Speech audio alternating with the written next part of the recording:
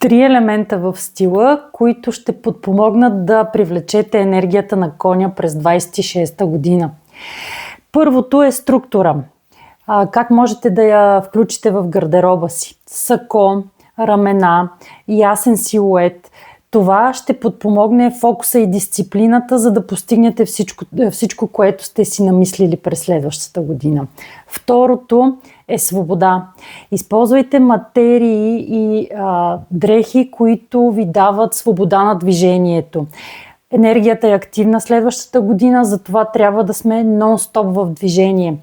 Тези материи прилягат на тялото, дават свобода на движението и ви подпомагат да правите крачка след крачка напред в това, което искате да постигнете.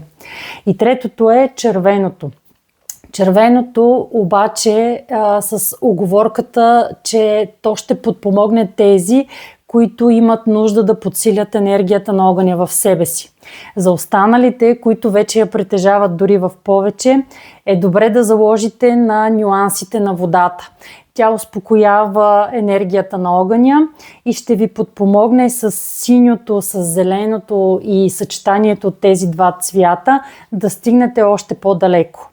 Успешна година!